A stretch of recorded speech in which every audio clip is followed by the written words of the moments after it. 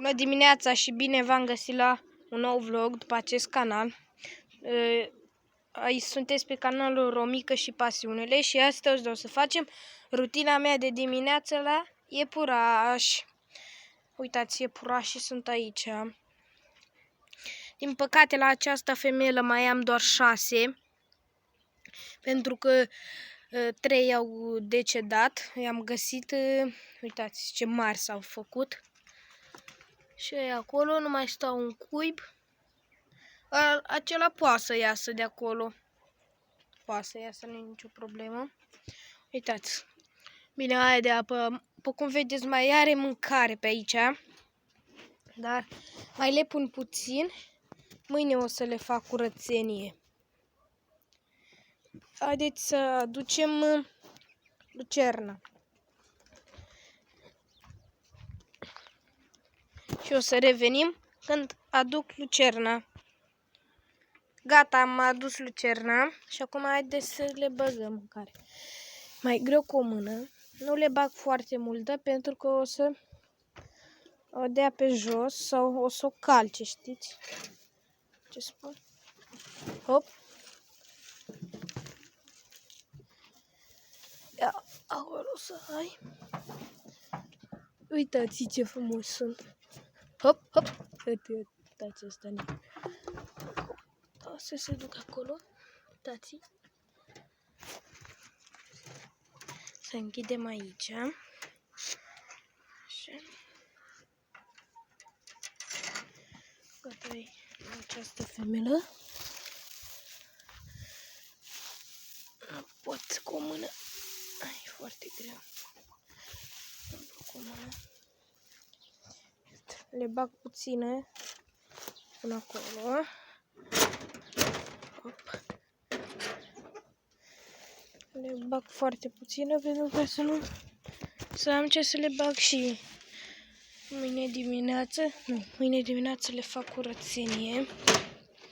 Le-am făcut miercuri sau le fac o dată la o săptămână, nu știu. Asta e mult la asta.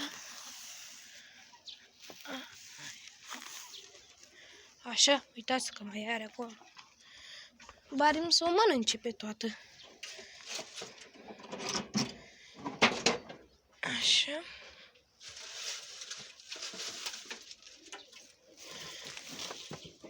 Du-te. Gata. Uitați, aia de apă acolo. Închidem aici. Așa. Boxa aceasta este liberă. Să mai avem la ăștia 3. Ce?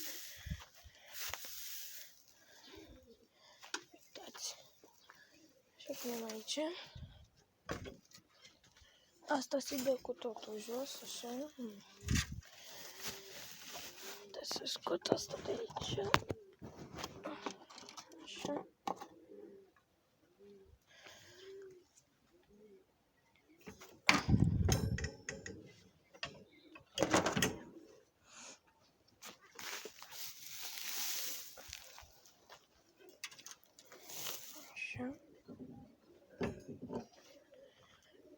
Punem aici. Uitați acolo ce frumos sunt.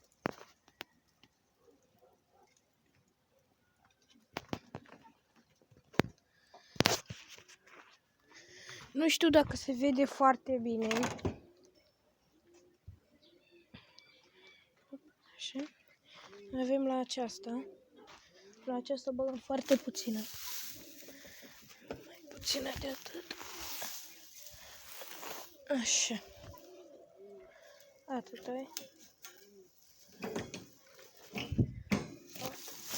Să mănânce până mâine. Asta să scot de aici eu acum. Dar nu prea pot cu mână.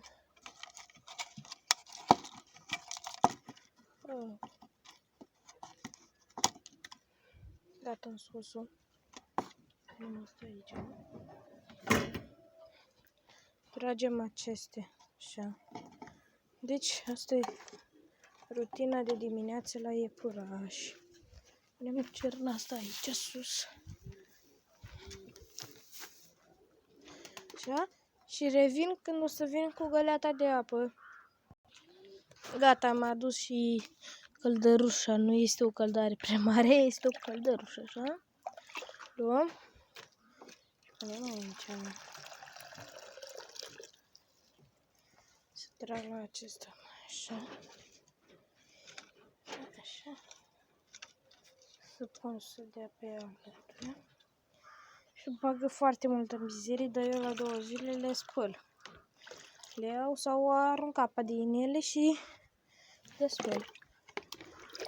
Așa.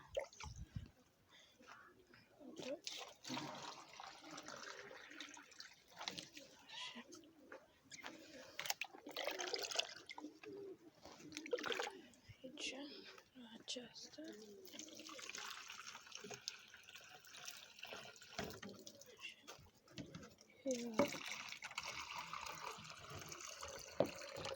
Aceasta.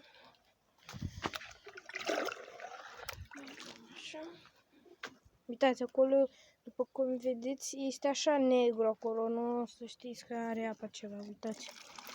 Apa este destul de curată. Așa.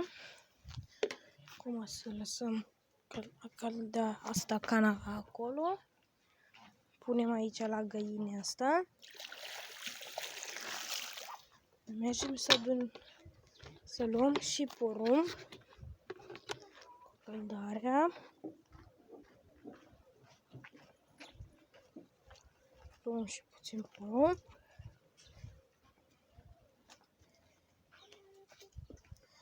Haideți să luăm de aici.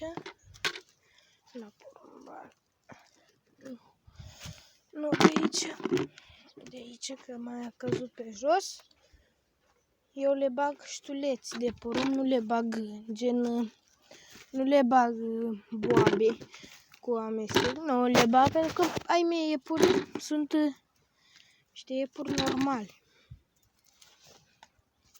Nu sunt de aia de rasă. Dacă era de rasă, da.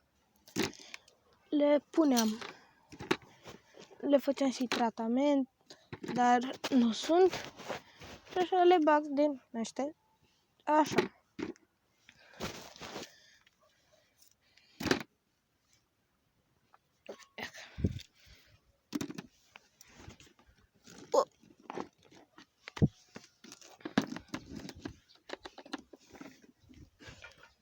Dau cu capul de acesta.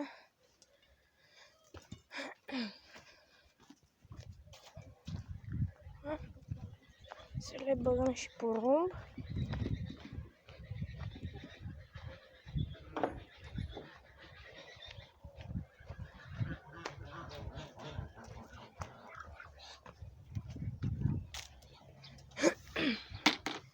Este mai greu cu o mână, v-am spus. Este foarte greu cu o mână. Op! Și începem să îi băgăm. Câte una, acolo toate. Uitați, v-am spus.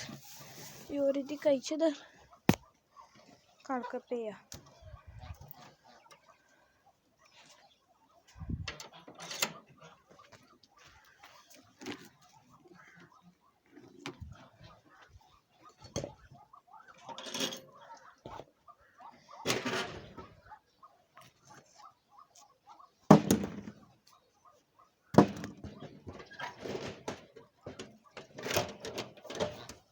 Ușa asta.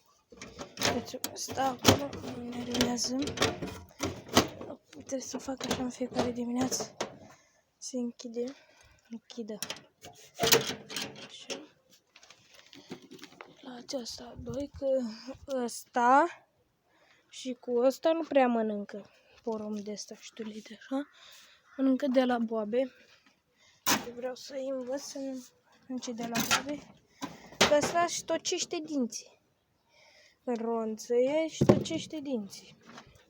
Mai știți de ce le bag eu numai de asta? Bine, sunt și de acord cu de asta cu porumb boabe așa, Dar nu prea tocește dinții și o să facă dinții mari. O să-i crească dinții. Și ăștia de aici. Că nu pot să iau.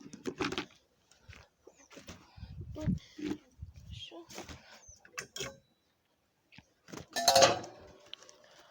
De una. Numai aici. Așa. Dați femeluță. Este mai slabă după fătare, dar nu am ce să-i fac. De aia îi dau și mâncare mult, așa, gen... Să punem aia.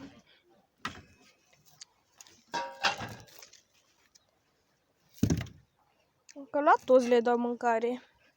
Cât poate să mănânce un iepure, cam atât de mulți baloți am, cât poate să mănânce un iepure. Am vreo 1000 de baloți.